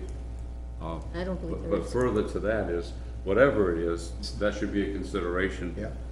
And then, would this have vertical outriggers, or do they go out and cover There are different configurations based on the manufacturer. In the basic terms, the outriggers go out from the side. They're able to be short jacked, they're able to be compensated. It limits the amount of tip weight, which is how much you can put at the fully extended portion. Right. All that goes into compensation for the outriggers. The outrigger configuration varies by manufacturer. which limits its use again in certain situations. I mean, I can visualize houses that their driveways go like this on one side. Okay. So the vehicle drives in, backs in or whatever. Yeah. And you can't stabilize that side because the ladder may not be reaching that side. So there's gonna have to be some decisions made of whether you end up with a truck, like we've had cranes in town go on their nose. And it's a computation. I don't know if that's automated now. It depends on the manufacturer, okay? Is it, Some of them, could it be automated? some of them are automated, that they won't let you operate the ladder in that condition, okay? That's what I mean, Okay, yeah. other ones are as crude as using clinometers, for angles. Yeah, measures the angle. Yeah, exactly, okay? And there's also interlocks with the outriggers, that if they're not extended to whatever the minimum is, you can't operate the aerial device, okay? So it may have those safety features, or it may not, according to what vehicle is chosen. How many people can work from the ladder? It depends on the tip load. Usually it's no more than 2, and you're gonna have a rescue. It depends on the tip load, the weight, okay? It depends on whether Right it's back to flowing, extension and weight and outriggers. whether it's flowing water. There are a lot of variables involved in it. That's what, Yeah. I'm a little concerned, Yeah. I'm concerned about the money, number one. Number two is the safety of the operators. Yep. And number three, or down the list, is the piece of equipment is too valuable to be laying on its side. Absolutely, I agree with you. And that's all that moment and arm of that True. additional feature of having a ladder on it. True. It increases or shifts the center of gravity so much that you gain so much by having that out there. So I would submit that there's gonna be a lot of training and thought that has to go into this besides pushing the levers and running out the ladder. Or parking in the front of the house 100 feet away and say, well, we can reach that with a ladder. But that's for you to solve, I hope. So the outrigger situation, $100K a year for operating expenses and escalation, they'll be escalating, so I wouldn't plug that in if I were budgeting for it as a fixed price for every year going forward for 10 years. Let's back that up. I want 100K operating expenses? Running recurring costs. Okay. That's not 100K. No, it's not. Where did I come up with that number? I don't know, that's not 100K operating. It can be inferred from the way that he wrote it on the front page, but I don't That's think. right, that's I- I don't- 100K is the annual payment. The annual payment. Oh, On the bottom of annual the curve. cost will not exceed, okay, Yeah. that's a budgeting cost and not an operating Yeah, cost. yeah. I want to Thank you. clarify the recurring costs. Annual ground letter testing for $400, that's inherent to our engines, okay? You buy another engine, it's still $400. Yeah, look on this. Annual pump testing is $250 for each right there. piece. The way I have annual hose testing, that's what we pay for each truck right now. When I said that standard complement hose, that's what it costs to oil change, that's self-explanatory, state inspection. The only delta there is the annual aerial testing, which is in the area of $800 to $1,200 a year. That's the delta in a recurring annual cost. Is okay? that on-site inspection, or you have to take it out of service to get that done? It's on site, which one? It's on site usually, they're all done incremental. The ground ladders are done at our station. They were done 2 weeks ago. And he does them at our station. That piece of apparatus is out of service. To the question, is out of service while he's doing it. Pump testing, they come here to our location. We usually do it off of Ledge Farm Road. The piece is out of service while they're doing the pump testing. The hose testing, we partner with Lee, Madbury, Durham, and ourselves to save cost. And the piece is out of service, we usually do it at the Lee Fire Station. We take one piece down there. There's a company that does all the hose testing annually. So the piece is out of service during that time it's being tested, yes. That's done remotely. But one of the functions of the Quint and one of the capabilities of it is having that extended reach. Does the same ladder inspection apply to that as it does to the normal Negative, ladders? that's the bottom line there. The annual aerial testing is the one that Covers tests that? yes. Okay, ground ladders are the one that are normally, the ones you carry by hand, that's the normal recurring cost. The $800,000 is, Yes. would that be the Quint that has the automatic, if it's not set up properly? Stabilization system. Yeah, does that have the automatic stabilization system? It would have less than 800, it would be less than 800. Am I answering that? I believe the one that we have does have that capability. Can you make And that was sure? about $750. Well, we haven't even gotten the bids or even gotten specs from the other companies yet, okay? We have spec from one. I'm not gonna, We're getting into the budget cycle, so, I got you. Yeah. That's why I say the 800. this has been very informative, this has been very helpful. What you're suggesting is if we're going to look at it, investing in something that is this significant, we want to take the risk out of it. Right. By making sure that that stabilization is something that's automatic and, I'm trying to flip back on what the salesman and what the spec. Yeah, says, exactly. okay? It's 7:30. We haven't really gone on to the rest of your requests, and John is here already. Can we revisit this at some point, because Absolutely, I there's think a we're lot gonna of have questions. to. I don't think we can do this in one meeting. I don't think so either. Does anybody else think that, would you all like to see Jay back again with some more information? And we can do the rest of his capital reserve requests at that time? Perfect. An hour is enough of a grilling. That's fine. if you want to, that's fine. Okay, so, thank you guys very much, it was quite an education. And I think Chris will get in touch with you and get another meeting together. Okay, Okay, thank you very much for right, coming out. thank you. Thank you, gentlemen. Nice, guys. Was there anything else quickly that you wanted to highlight beyond the Quint? You got bottles that come up for replacement in 28. SCBA's, and I think I split them out, in 18 and 19. Because in 19, all our SCBA's go out of service, okay? Yeah, okay, so I split them between 18 and 19, trying to take the bite out of it. Figured if we bought them late in 18, we'd be able to buy the same configuration. In 19, don't change that much. It's key to us to try to keep the same configuration Right. across them all. Right. That's one big one there, it was, okay. There were some mobile radios in there in the out years. That's that's not that expensive. And the strategy is to replace, the utility has a new one. The ambulance has been taken care of. I believe I said there, and the Quint would have a new radio. So we'd be changing mobiles and tanker and one engine and maybe Forester. I'm not sure where I listed the different Okay, pieces. The ones that are higher risk. The radios that we have in there were a grant from the state a long time ago. I'm willing to talk to the rest. okay, Okay? thank you guys. No problem. Is there anything else there that was big that we could find there? No, it looks pretty good, actually. Thanks, guys. Okay. Thank you. Sorry, John. You got an extra little nap over there. John, I warmed them up for you. You wore us out, what are you talking about? No, Thank you, guys. thank you. Mate, thank you. Thank you. See you guys. Thank you, Jay. Thank you, Matt. You sure you want to do this, John? Thank you. There's no money left, John, sorry. Excuse me, No money left. that's fine. You should have been in front. Did you just say motion to adjourn? You guys sitting there, let's let them go. Hi, John. Hi. Well, you want to jump into it? Sure. Go ahead. For equipment, as far as I'm concerned, the most important thing is the next few years, probably 50,000 won't be adequate. I'd raise that to 75. I would increase it, Okay, in other words. I think you're right. The 50 used to be a lot of money, but it ain't no more. You don't, at the present time, you have nothing left in the equipment fund as far as for trucks, major trucks and stuff like that. The last, What's in the fund now?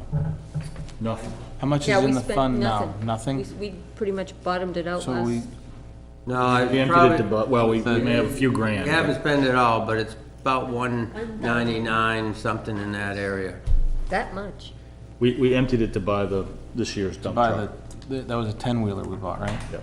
And a sander and plow and all that, yeah. Yeah, and wing and, But because we bought the pickup in 12, we paid for that with our money out of the fund. capital fund. Then we bought the Mack in 13, we paid for that out of the fund. And we paid basically for this truck we're buying in 15 out of the fund. So there really is not much. There's none left, in other words, after this year. So there'll have to be a building. We'll have to build the fund up again, in other words. I basically, as far as equipment, I put an estimate when it should be replaced, but it's not in stone, in other words. In other words, like, basically I had no equipment for 16. I did have one in 17, but, you know, you might be able to move it up the ladder to 18. I realize I got a pickup there. Pickup will only be 6 years old. Depends how, the pickup gets the hardest use in the winter because it isn't a big truck, but it does a lot of work, a lot of running around. So I estimated a 6-year life for that. how long did you have the pickup before the one you have now? Approximately 8 years. 8 years. We had a 1-ton before with a full hydraulic setup. I went to a pickup because I didn't think really for the cost. At that time, I figured a ton truck hydraulic with hydraulic sander was around $80,000 where we could buy the pickup. I think the last pickup we paid around $43,000 or $45,000 for it. Was it a 1-ton pickup? It's equivalent to 1 ton, it's 350, but I mean, the other one had a dump, but I didn't feel we used it enough to justify the dump. The hydraulics, for what it cost to put it on the truck, where you're only keeping it like 8 years, Mark, I didn't believe it was worth it. I mean, for a big 6-wheeler or 10-wheeler, yes, I do think it's worth it because you get a longevity out of it and stuff like that, and it works well, but my predecessor might think a 1 ton's great, but I mean, when I've had I've had the 1 ton, and I really didn't think for what we used it for, it wasn't worth it, and I figured that probably that would be one of your vehicles you had to replace the most, in other words, because of the use in the winter. I mean, if it just ran around in the summer months and here and there, it'd be fine, but it runs over the lake, it runs up to North River, it runs here and there, and it's heavily loaded with sand. The 6-wheeler that you're looking to replace, how old is it? It's an 02 now. So you bought it in 2002? Yeah.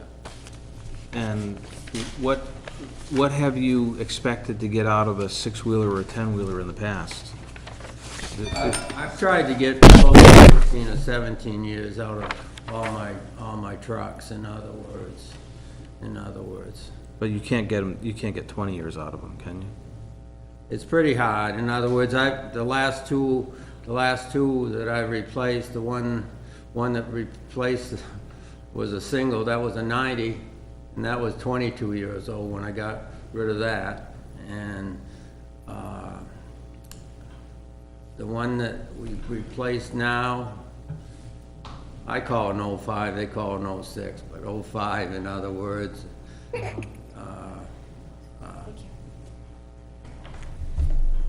that was basically, whatever you call it, that's 19 years old. When we bought the Mac this year, were we talking about it maybe lasting 20 years? Do I remember that conversation that we were talking You about? said something about 20 years, maybe it will. In other words, I'm not gonna, I'm thinking about what you were saying, not, no, I'm hoping that, I hope it would last 20 years, but I mean, it isn't in stone. In other words, I've used my trucks as much as I could, got the most out of it. In Yeah. other words, all my trucks, to be honest with you. Some of them, it would have paid to replace them a little sooner. The 90 was an awful good truck, and for what we put into it, I feel that it was a thing. The 95, I think it probably should have gone probably 17 years or something like that, in other words, offhand. You can't tell for sure. In other words, hopefully with using fluid films, our biggest trouble sometimes is rust and stuff, because we're in the salt on the state road, we're in the salt on our own roads, we're in salt galore, and once they get in the thing, it's pretty hard to, it's hard. Hopefully with fluid film and maybe more maintenance on the frame, I'm hoping that'll extend the life. But I mean, we put a lot of miles on. I mean, the 05's got the 10-wheel you're talking about's got 170,000 miles on it. In other words, I'm not saying diesel's had an engine rebuilt once, probably right around 150. In other words, shouldn't have done it, but it did it. the 05 is a 10-wheeler? Huh? The 05 is a 10? Yeah. So you have a 10-wheeler being replaced in 2019, would that, That would be the 05. but that only give you 14 years on that vehicle? It's a lemon. If it's a lemon? You just get them, I mean, you don't know in advance, they just. They're lemon ever since I had it. I Yep. mean, I don't really, I put 2 radiators in the first year and then the radiator next year. I think it's because the way it's set up, in other words, it tracks in a certain spot. I've had them rebuilt now, in other words, made by a radiator company, not go to the manufacturer. But I mean, basically that truck's been a lemon. I would call it a lemon ever since we had it. What brand is that? International. That's- We had good luck with International, I'm not knocking. Yeah, I was gonna say. I had good Internationals in the 80s and the 90s. I have nothing against them, but. They come up with a better idea sometimes, and boy, it don't work. I think it was this story that led us to getting a Mack truck this time around, and last time, right? Didn't we just get a Mack truck too? Are you happy with the Mac? I think you can tell what I said to you, Mark. I think you can tell, like, you can't tell right off because none of them, but within 5 or 6 years, you can kind of tell with the history of the truck, as far as maintenance costs and stuff, how it's gonna hold up over the thing. If it starts off good, usually they're good. If they don't start off good, they're not good. It's not gonna get better, eh? In other words, but I mean, what I'm saying is, whoever has this department can kind of tell if it's worth the extra money, in other words, or over the first 10 years, probably the first 10 years, you can tell if it's really worth it, in other words, probably sooner. When you put this number out, are you projecting the increase of what the cost of the truck could be? Yeah, in other words, everything's going up. I mean, it's going up. You know, it's not today's value of it. Pardon? The number isn't today's value. That's what we're predicting it's probably gonna be in that year. Yeah, I mean, it's like a poker game. I Oh, can't absolutely. really, I mean, I can tell you this year I was maybe. just making sure that we were like. Yeah, I mean, I can't, I'm just kinda, It's better to be the number to be high and then come in low than to be low and come in. I can't tell high, you so- really. In other words, I'm coming up with a figure, in other words. Looks good. In other You do a words. pretty good job year to Yeah, year. no complaints here. But what I'm saying to you, like, you might be able to, like, there's 2 ways you could go. You could keep like, I like 10-wheelers myself. I like 2 10-wheelers, in other words, and I like 10-wheelers, in other words. And, but you could go to, you could have 2 10-wheelers and a single and hire a fourth truck to play, a hired truck, in other words. Maybe that would be cost effective. I'm just throwing out ideas. Sure. In other words. Another thing you could do if you wanted to replace one, like when I was looking at how I wanted to set up my plow setup, I went to the town of Bedford. They get rid of their trucks after 8 years.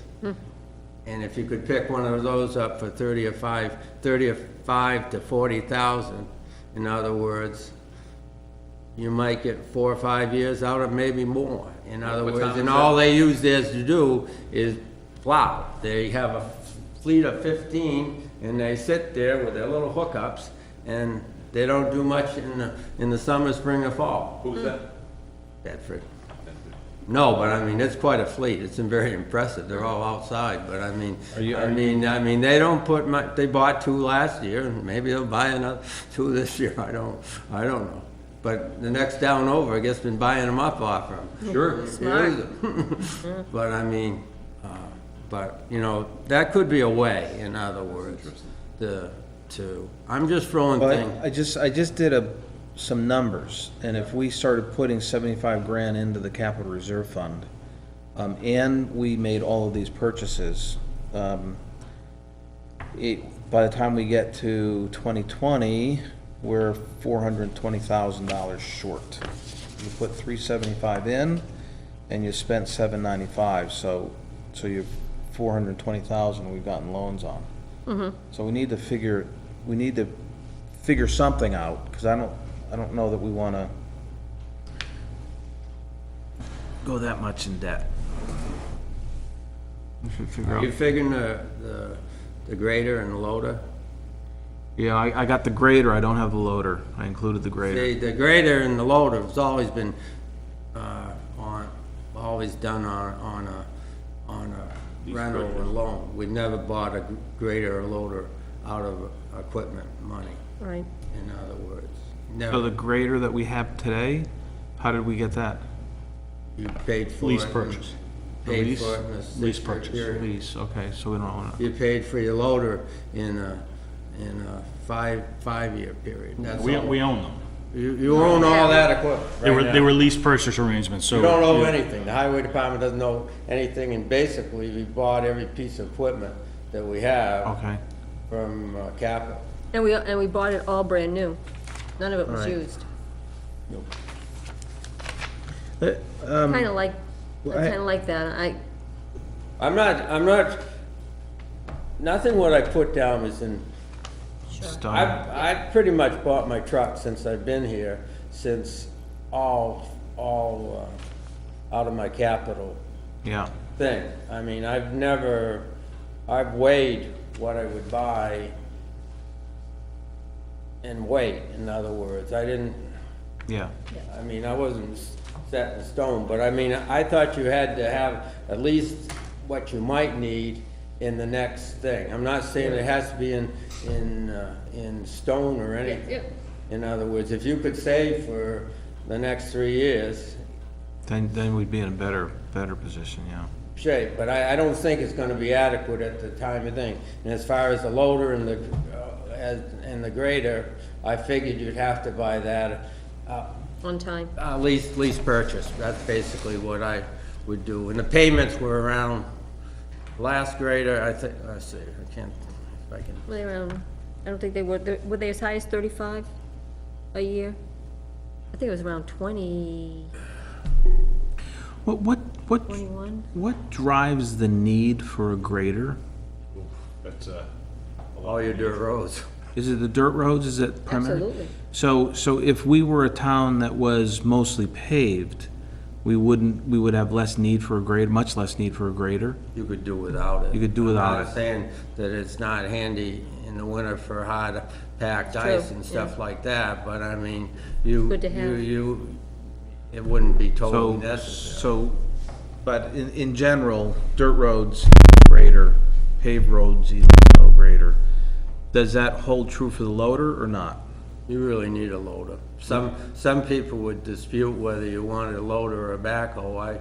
I would go with a loader, but at some point, I took the backhoe out of the equation, in other words. But Is the loader also driven by dirt roads, or is it driven by something else? Snow removal, loading trucks in the winter. All the You same? really need the loader ability to load your trucks with sand Oh, and that's how we salt. load the trucks. We Yeah, don't have in a other big- words, there's no way you're gonna thing. As long as we have a gravel Kinda pit. a useful piece of, Yeah.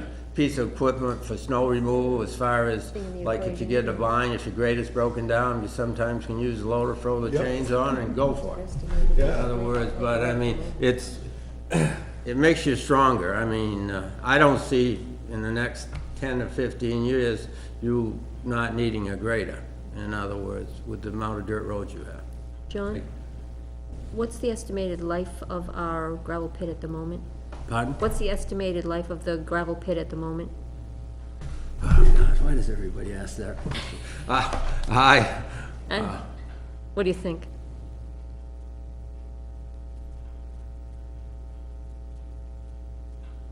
Is it worth having Yeah, it really is. Go ahead, John.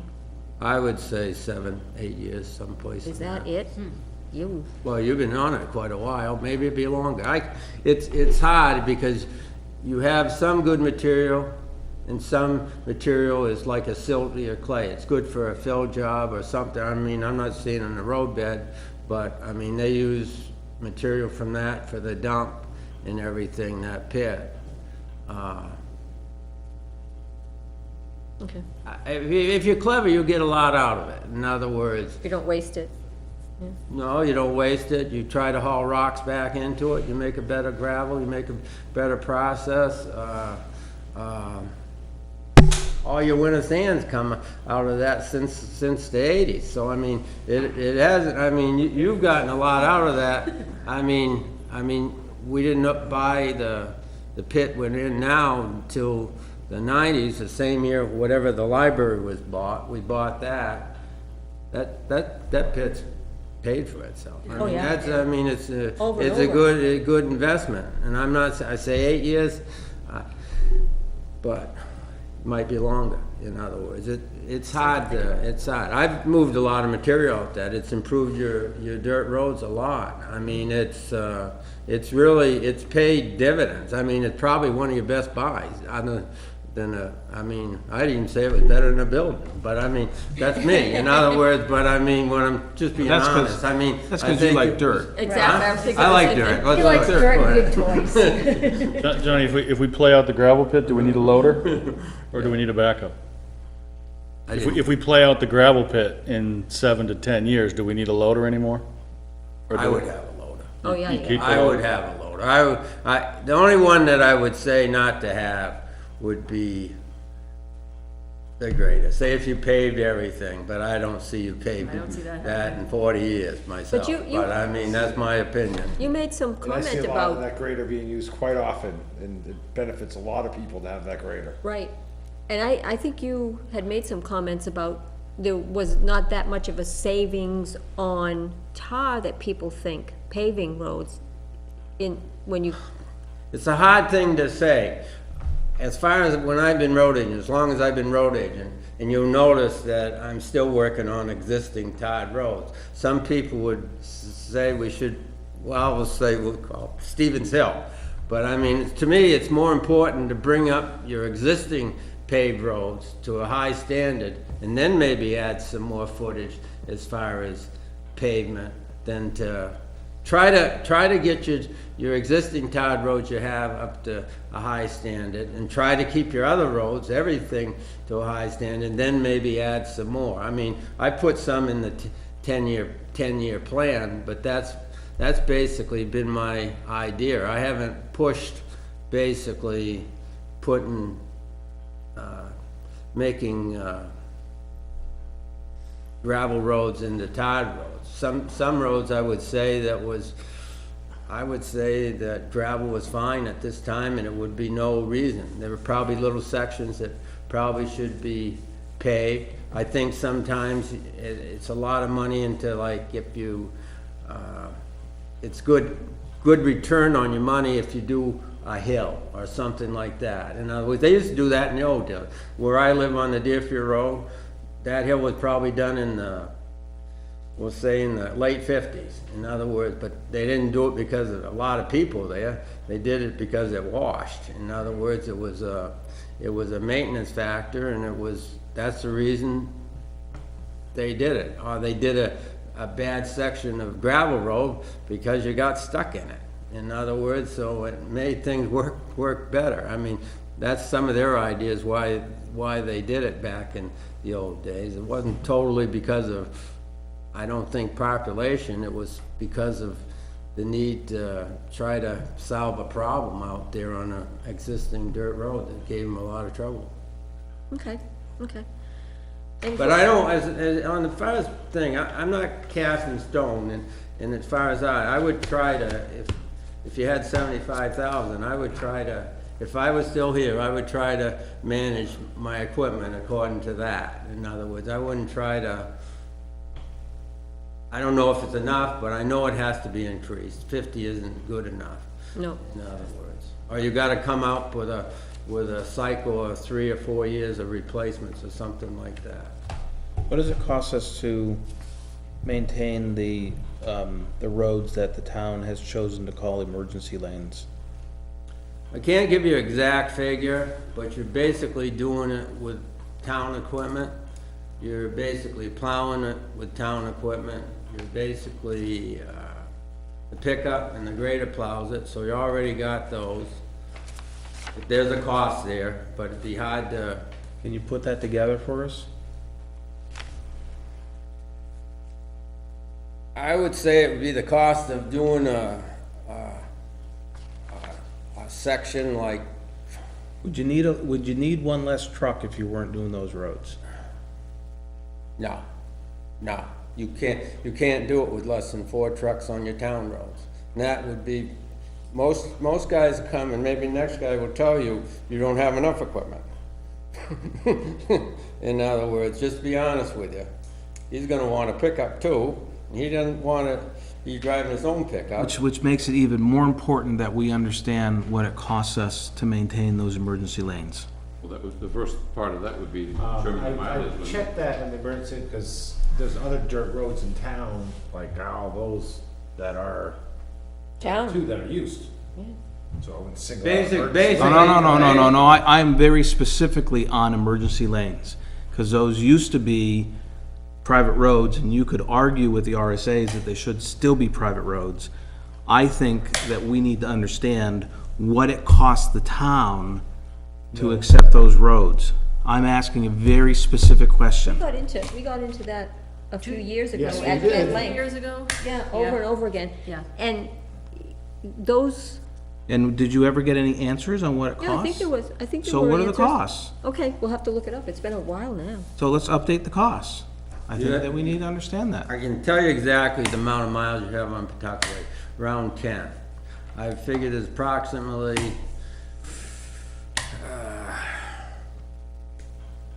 Are all of the emergency lanes on Pawtucket, or there's other? no, there's there's some short pieces we don't do. Yeah. And there's a couple of pieces we just grade. In other words, we don't plow it. We go to a certain point on like Saxes and Jampet. But in the winter, in the springtime, I usually cuff it way down to almost the end. Not quite to the end, but in other words, there's some offshoots on other roads that we don't do anything to, in other words, but most of them, but basically, I figure 5 miles of road on each side of Pawtucket that you plow and maintain.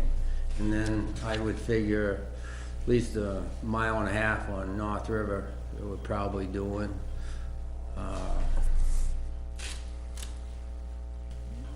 And there's others, right? Like yours is Yeah. included in that, and is that another mile? No, it's probably about 6 or 7 tenths. Okay. That's what I would say. I just think that, Nitpicking a small, I'm sorry, I wanna say this way, but it's out of all the miles in this town, in the densely populated areas, which these minute 10 miles that he talks about is a very popular area. no, John, I am trying to get facts on the table, and I don't believe in holy grails, okay? I hear the argument, I've heard the argument a zillion times. It's just like other arguments that go on in this town. I think that we need to have the facts on the table, and then I we would need think that to. the folks on and the then- and then- private- And then we need to say, okay, is this something that we want to continue to do, which it likely is, but We went why? through this ad nauseum. Oh, How okay. many I years think a ago? good place to start would be, so it was probably like 4 years ago? Yep. Good place to start would be meeting minutes from there. I'm not gonna go look at them. I'm asking our road agent and our town administrator to get the facts on the table. Well, I'm just thinking in fairness to John, this comes up every, Every. No, it doesn't come up every year. Yes It's and not no, come up. I wasn't gonna it's- say every year. Okay. You interrupted me this time. All right. I was gonna say, it comes up at least every 10 years, Yeah. if not, About every 6. 6. The only idea I can And you give can look you, at the cost of doing that, but you have to look at the total picture of, the taxes that are being paid by people on these roads as Who well. throw in they throw their amount of money into it, and I wouldn't be This- surprised if they're subsidizing the rest of the town, so. We add something to that, coming from a position. You know, and this is where we get into the kind of horseshit That's that we not always horseshit, get that's into. Now, true. wait a minute. All I asked for was simply facts and data. That's all I'm asking for. I'm not asking for an argument back. I'm not asking for a justification. I'm not asking for any of that. All I'm saying is, can we please understand what that cost is? I'm not moving that we change anything, but we've got a road agent who may not be with us 2, 3, 4 years out. And he just said a new road agent is gonna likely want even more equipment, right? And we're looking at a whole ton of money sitting right here. And so whoever is on the Board of Selectmen at the time is gonna wanna have some facts on what to the various things that have been accepted by this town cost it. Or you can go into a mode where you just say, I roll over on everything, and every single time there's a new little contingent, little special interest group that wants to spend more money on something else, we'll just kind of go do it. In fairness, Mark, you have a right to ask for the data. In fairness to us. Thank you. You've been in town 8 years. I've been in town 25 years. Mary's been in town a lot longer. Forever. We've been through this discussion at least 2 to 3 times. Yeah. So we're not rolling over. We're just saying, okay, we've been through this before. Okay. So, We've looked at it and looked at it, but you're welcome to look at the data. All I'm asking for is that we Okay. have the data. Yeah. I'm not asking for an argument, I'm not, No, but don't you, wanna have believe the- me, you will have an argument. Hey, we're not going there, just You know, let it go finish what you're saying, Mark, for please. Christ's sakes, It- you know, it's like we have to walk down this path, and we can't veer from the path because we're gonna piss off this group here or piss off that group there, It's when, not about pissing off, it's yeah, it about is. fairness. No, it's not about fairness, it because that's is. not fair, okay? do something? Yeah, I did. Jesus Christ. Yeah, Gene, go please. Go, Gene. It's an ongoing problem throughout the state. Amen. It was brought up again at the budget workshop, and they covered it. And there are a lot of little details that may affect whether it should or should not be done. But their general opinion is that the town shouldn't be plowing private roads. Now, I don't know. I'd be glad to get the data. All I'm asking for, guys, is the data. I'm not saying, I'm not moving that we change anything. I'm not saying that I would even consider asking for that. I'm asking for the data so that we can understand, so that all of us can look at it and say, well, that piece costs us this much and that's this much of the equipment. Maybe it's very little. Who knows? We don't have the data, right?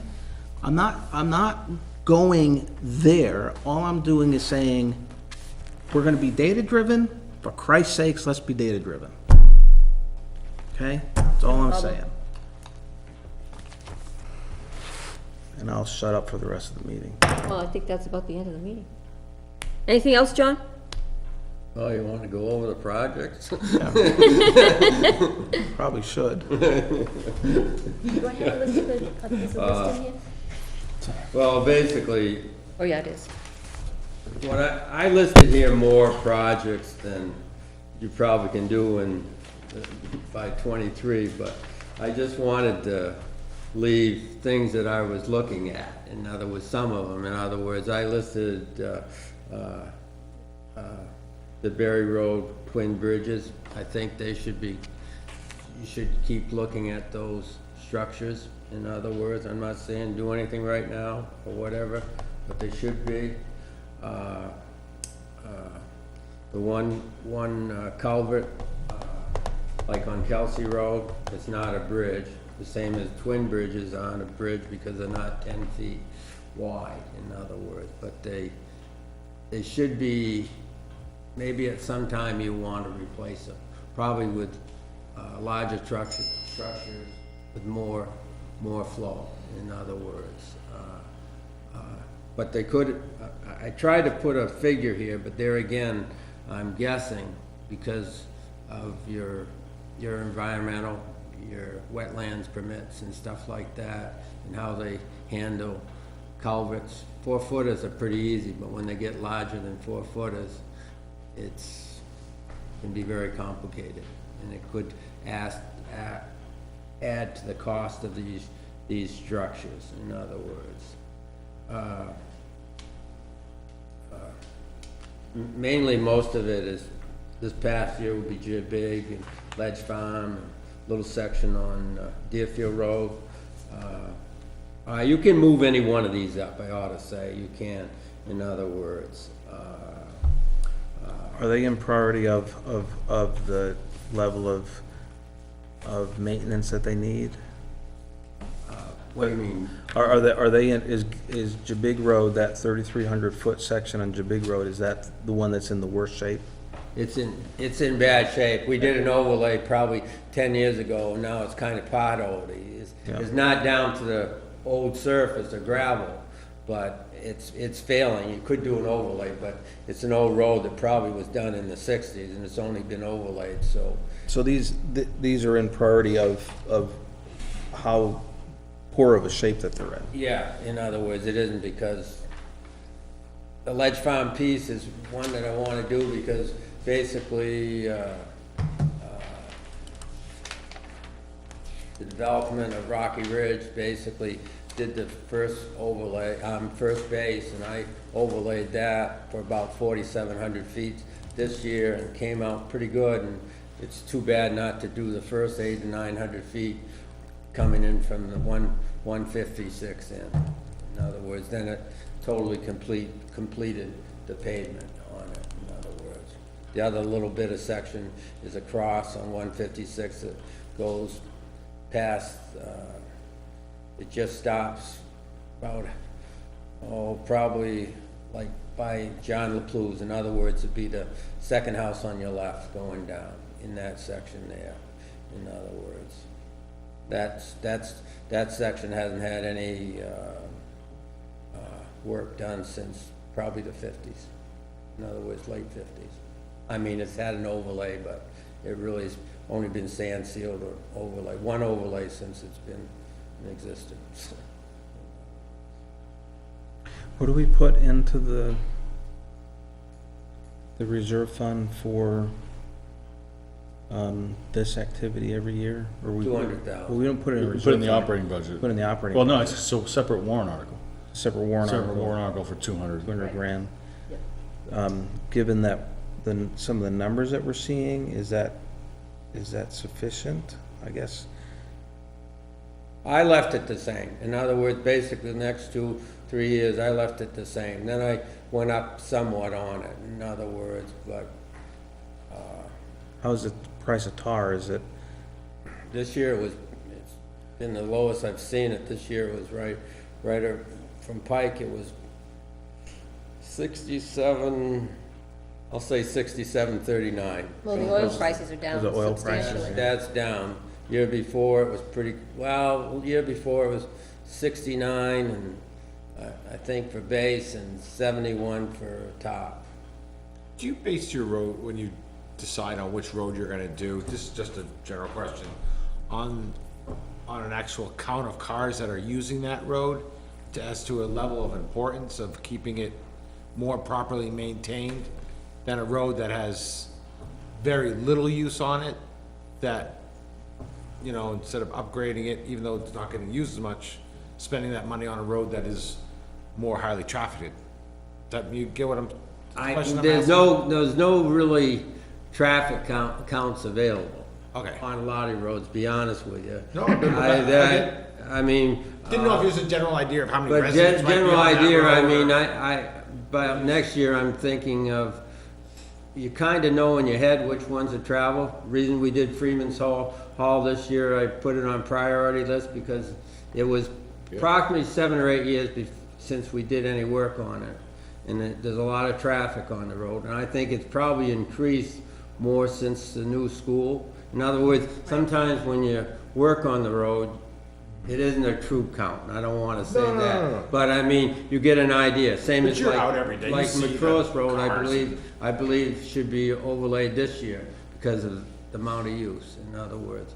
So you do kinda, and sometimes I hate to say it, like there's little sections that on a development I might put off because maybe there's 8 houses in there, but it doesn't get any traffic. It's a cul-de-sacs and There's only so I've much done money. that. And Right, I mean, sure. and I've done that. But there's no good, I think probably these groups out there, if, for managing road, if they do some counts on it, I think then you'd have some actual figures to justify whether it be dirt or Yeah. cod. I think it could help you as far as maintenance, but they say that, but I don't see anything out there. No, I was just, The only one I've seen a few on is some on McCross once, and some to do with the boat launch on Deerfield Road. I saw a few counts, and I saw a count on Smoke Street when they were arguing to upgrade the intersection of Smoke and Holloway. And they were disputing which one got the most traffic, even with the counts, they didn't agree with it. No, that was no lie, I mean, I never seen, oh, God, like, Because on the backside, I don't know. as much as numbers will tell the truth, there were people who won't Oh, believe God, it. well, Halls Road got more traffic, Because it's the process. and the Smoke Street, people said no. I don't know, like they were, I don't know. We did have a resident come into the selectmen meeting, the last selectmen's meeting, and he was concerned about the end of Guile Road where it intersects with 152. That's becoming at least that, where the apron, there isn't one, and so there's a lot of dust in that particular area. Is that something that you would, do you I wouldn't think? put it on my I don't think that road has enough traffic to justify it. Okay. But I mean, that's my opinion. There's some advantage, to be honest with you, paving the first section where it comes from, I mean, in other words, if you have like 100 feet paved from where you come into the intersection, there is some advantage to that. On that particular road, there's some drainage issues that really, at that intersection, it isn't a simple fix. In other words, I would think you'd have to go back a couple 100 feet at least and try to get your drainage so it goes down 152, and there's not a lot of depth. It's really kind of flat there, It's too. not a lot of depth, and I think your water level is pretty high at that intersection. I mean, in other words. That is always a mess. That's always a mess. So it wouldn't be a simple fix, it would be a bigger project that still wouldn't change the priority of your other projects. Yeah, I mean, it's what, I mean, But you guys, don't forget, and I'll recuse myself if I have to, but don't forget that what you have in front of you is a signed petition. Right. It's a signed petition, and you have to do something with that. You can't just say, right, you gotta go through the process, I guess is what I'm saying. I have to read what the request was in that petition. I mean, I'm not against fixing the intersection, in other words. Yeah. Because there is some drainage things that should be addressed there. But it isn't just like throwing Sure. 20-foot Yeah, yeah. pavement section on. It isn't that simple. just You gonna- gotta do some ditching, and it's all flat land there, and I've had a culvert there, and I've had a 12-inch culvert under that road, but it kept coming up, and the ditches, even on the state road, have gotten shallower and shallower. It's something you might have to address almost down to the second home on Yeah, you'd have, 152. you'd probably have to take it all the way Well, down the river. if you could give Because us the culvert a goes digital copy goes of one of across the with the pages. second house. of that It's petition so we way can read it. down from And that then what is the intersection. process, Mary? Well, What is there's- the process we should follow? But I'm not against it, putting it in. There, It doesn't it bother me. depends on what they're asking for. If, there can be a petition for the town to accept it as a, you know, it already is a town road, so I'm not sure. Oh, thank you. Let me see what they're asking for. We, the citizens of the town of Nottingham, petition and respectfully request that the town pave the remaining 1.5 miles of Guile Road, which extends from Route 152 to McCrillis within the town of Nottingham. We, the citizens, make this request in accordance with the town of Nottingham subdivision regulations as revised on July 8, 2015, in which Article 9, Section 7.1 outlines the town's regulations regarding the minimum construction standards that will be applied to any and all proposed streets and roads, and details that any and all of the town's proposed streets and roads must be designed and constructed so as to minimize dust erosion runoff conditions. So I'm not asking to discuss it. Right. I'm just not asking to discuss it. I'm just, to Mark's point, The- what is the process for responding See, to the this? process is, Okay, can- First of all, can- this is can I not- stop you for 1 second? Does this have anything to do with the CIP, or is this a selectmen's issue? but John's here, so we're kind of, Well, it could have to do with the CIP because you would be, they would be talking, Paying for they, not me, because I recuse myself from that conversation. but what I'm saying is that They would be talking about prioritizing. we're talking about the process, and the process is that it is a town road, so that they're not asking for it to become a town road.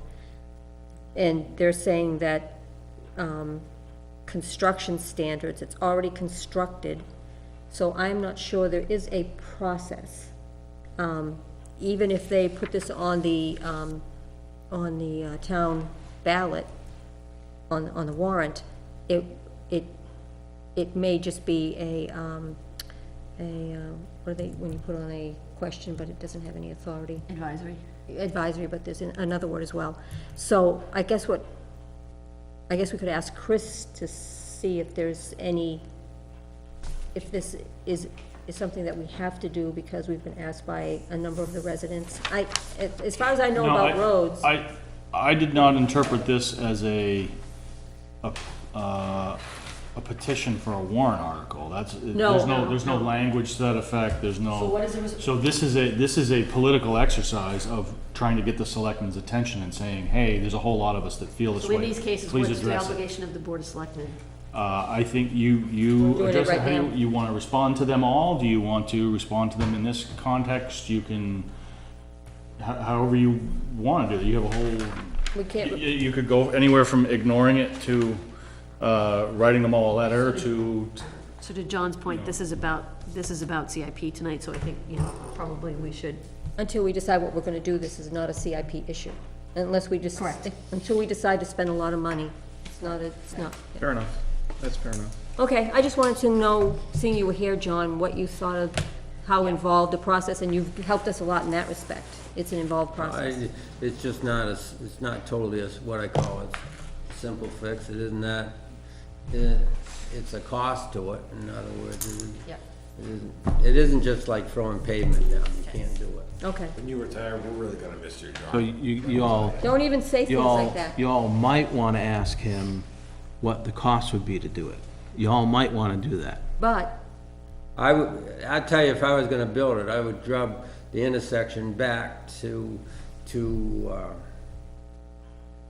where that spur road goes off to your right to that one house. Sure. That's what I do, and try to put a little bit of ditch line going up and put a culvert across. So I would probably, Crown on the use road. pretty good gravel in there because of it's low, and that, I don't know the individual, but I know that house on that spur has 3 pumps going constantly in the spring. So that shows the water level, and he was always adamant to keep that ditch on the right cleaned out, and he'd come and find me. So nothing against him, but I mean, I know it's a think wet what John- area. I'm just trying to emphasize it. Yeah. And there could be some, but you'd have to grub back and try to fix that drainage. And you can't raise the road bed up any, so you don't have the advantage there.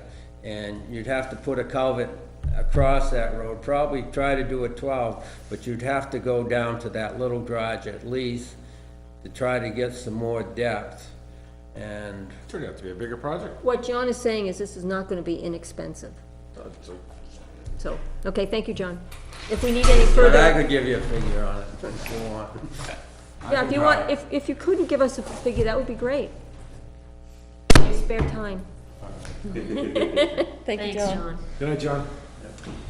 Okay. Thanks, John. It could I had to be, go back to the subject you were on Pond Road. When I was doing, no, this is just one little thing that I can give you a little idea with what I asked, when I told you about hiring a truck, I really had no idea what it cost, in other words, for winter. So I asked my friend Jim that works for me to check with the guy in the shed down on 125, what the most expensive hire truck for that season was around 24,000. I'm not saying each one of those private trucks got that, but that kind of gives you an idea of, say, if he has a section, and if he does salt runs and everything for the state, it gives you a little idea what they're paying one truck for a section, or I'm not sure, you might have a bigger section, but in other words, they utilize that one private truck more than some of the other private trucks, so that gives you kind of a little feeling. So I just wanted to throw that out, I didn't mean to. Good to know. All right. Good night. Good throw a night. little Good night. fuel on the fire. Good night, John, thank you. Do you guys wanna get into the discussion of the CIP or adjourn for another evening? I'll make a motion, we adjourn. Good girl. Seconded. Hey, you can't second it. Why can't he? Well, he's not, it's a Board of Selectmen's Oh, meeting. sorry. Okay, right. sorry about, I'll retract. second it. All in favor? Aye. Thank you, guys.